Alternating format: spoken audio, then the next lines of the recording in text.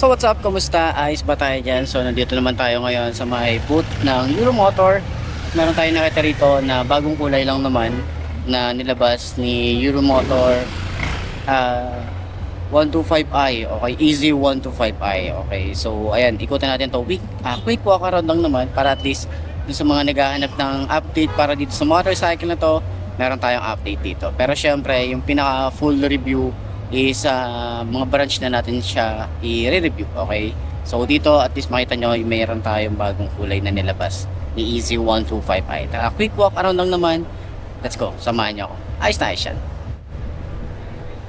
So ayan, meron tayo rito. Okay, kung familiar kayo sa Easy 125i, ito isa mga bagong nilabas na kulay ni Euromotor pagdating sa ganitong 125cc. Okay, so ayan, maangas pa din yung kanyang design para dito. May mga sharp design pa rin tayo rito, combination ng glossy and matte. Ito black and gray. Ayan, tapos pagbaba meron tayong Euromotor, meron tayong parang carbon fiber finish, magandang emblem ng 125i.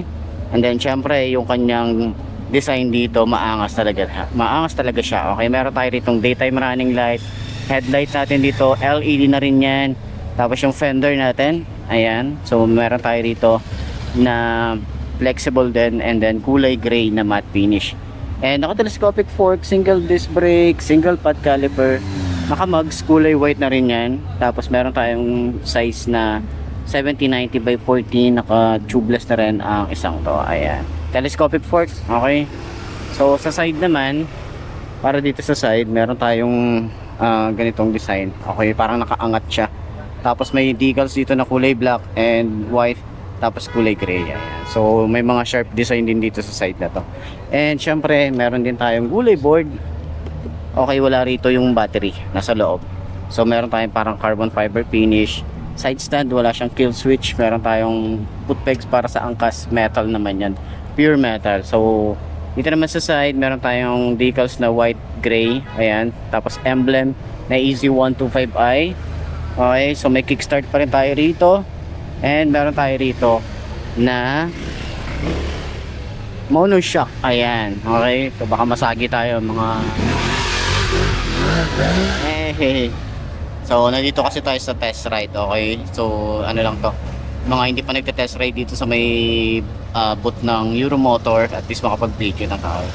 So ayan, tuloy na natin yung panggilid natin dito. Ito yung tsura, may kickstart, naka drum brake tayo dito sa likod. Tapos yung size dito sa likod ay 80 by 90 by 14. Ayan, so ito yung tsura ng ating taillight. Meron tayong maangas din, futuristic din yung kanyang design. Sa side naman, mga side pairings niya parang carbon fiber finish. Ayan, so may plate light, may ano na rin tayo to, meron na rin tayo reflector, lagayan ng plate, malapit yung kanyang fender. Ayan, so sa side yung tambucho niya, ito yung design. Meron tayong cover dyan na parang carbon fiber finish, and meron din tayo rito air cooled. Okay, ayan, so sa kanyang panel gauge, hindi natin matry kung ano yung tsura ng kanyang panel gauge pero ayan, so natin matry. Asa ba yung susi? Wala yung susi. Ayan, may side pocket dito, ganyan yung tsura nya. Side pocket, ito malalim. Dito naman may USB charging port na rin tayo dito.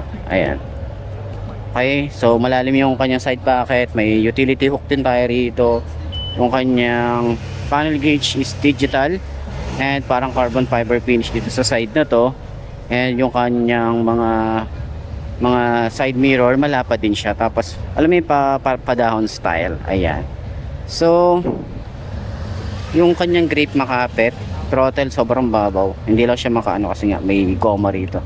Front brake smooth lang din. At dito rin sa side is meron din tayo rito na lever. Ayan, tapos yung grip nya high and low, meron din tayo rito signal light and hazard switch, busina. Ayan, okay. So sa upuan, sobrang kapal din at malambot ang upuan nya. And then meron din tayo rito na tawag dito compartment. Ayan, may compartment din, helmet hook, tapos yung ating gas tank. Okay, so grab bar, ang ganda nung pagka-finish ng kulay white nya. Pero syempre ano na to, test unit nila to, kaya medyo laspag na talaga. yung motorcycle. Pero ayun na nga, sa lahat ng mga naghahanap ng ganitong motorcycle, okay, so available naman to sa mga branch. Existing naman na to, bagong kulay lang naman to. Gusto ko lang din naman i-share sa inyo ano pa yung mga bagong kulay na nilabas ni Euromotor. Okay, so pakita ko na lang din sa inyo siguro dahil nga yung ibang unit dito, okay, pakita na natin. Meron din tayo ritong Samurai 155, Griffin 180, tapos Falcon 180i, and then kung naghahanap ka ng electric bike, meron din si Euromotor Boss E. So meron na rin tayo nitong walk around, check nyo na lang din siguro. Ito kulay black to, na meron pa silang kulay white and brown. Ayan, so last time nakapag vlog tayo ng kulay white. Okay, so ayan, meron silang electric bike din, and then mga other units nila rito.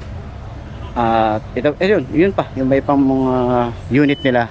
Okay, so yun, sa lahat ng mga naghahanap ng update para sa Euromotor, okay, so ayun, para sa inyo to, and ayun nga, sana nakatulong tong video na to, and kita na ulit tayo bukas.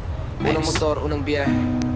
Ride safe palagi! Dati naglalakad, ngayon may sariling gulong. Pinaghirapan bawat piso, pawis ang puhunan doon. Hindi lang forma, dapat practical din. Tipid sa gas, matibay pa sa daan kahit alin. Maraming gusto ng mabilis, puro yabang ang bigbet. Pero tunay na rider, disiplina ang kapit.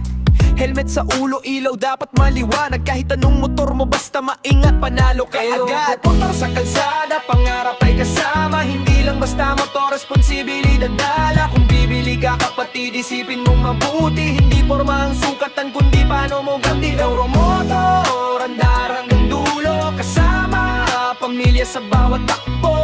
Ride safe palagi, yan ang bilin. Mas masarap bumiyahe kung ligtas kang uuwi rin. Maraming kabataan